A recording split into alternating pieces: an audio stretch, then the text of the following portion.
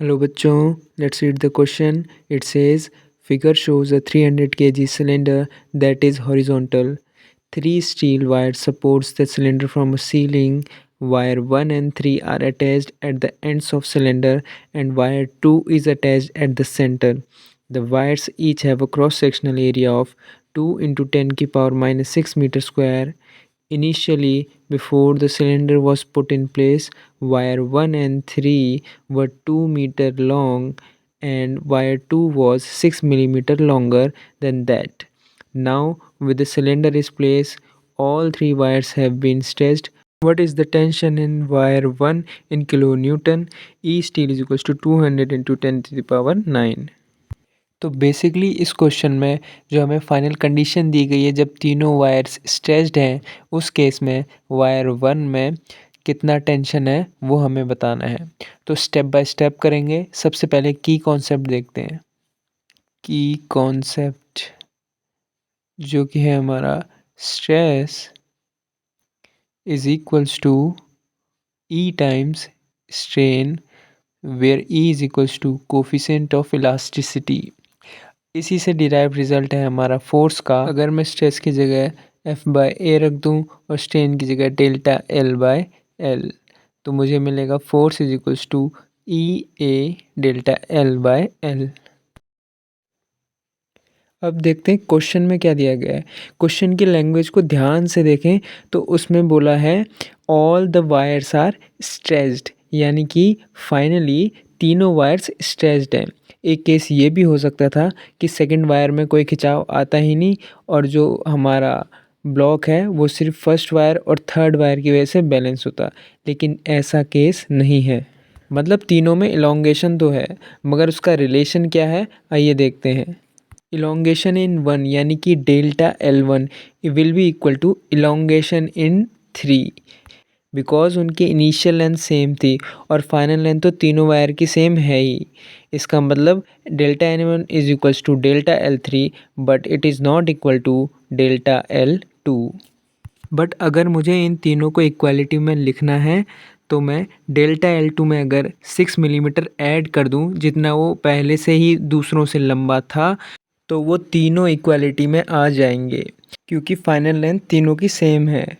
इसलिए मैं लिख सकता हूँ delta L1 is equals to delta L3 is equals to delta L2 plus 0.006 metre.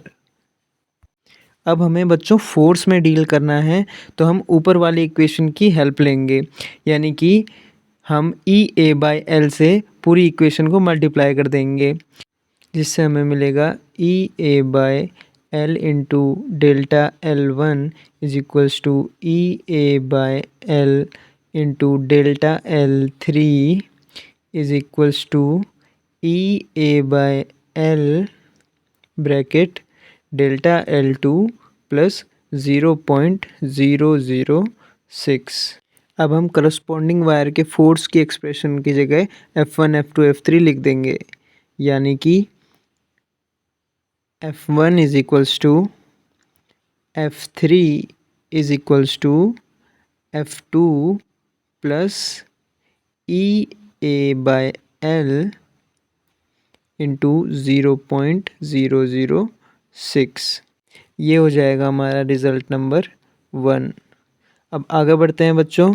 अब हमें एक और इक्वेशन चाहिए जो मिलेगी हमें फोर्स बैलेंस करके, यानी कि F1 plus F2 plus F3 ये तीनों सपोर्ट कर रहे हैं हमारे ब्लॉक को। ये बराबर हो जाएगा ब्लॉक के मास के, यानी कि 300 into g, where g is acceleration due to gravity. अब बस हमें ऊपर वाली इक्वेशन से F2 और F3 की वैल्यू F1 के टर्म्स में निकालनी है, यानी कि from 1 we will get F1 plus F3 की जगह F1 ही प्लस F2 की जगह F1 minus E A by L 0.006 is equals to 300 into G. यहाँ से हमें मिल जाएगा 3 into F1 minus E A by L 0.006 6 is equals to 300 into G. यहाँ से 3 इंटू F1 ई और ए की वैल्यू पुट कर देंगे।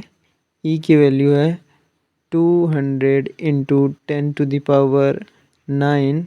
एरिया की वैल्यू है 2 इंटू 10⁻⁻6 अपॉन लेंथ है हमारी 2 metre into 0.006 is equals to 300 into ji.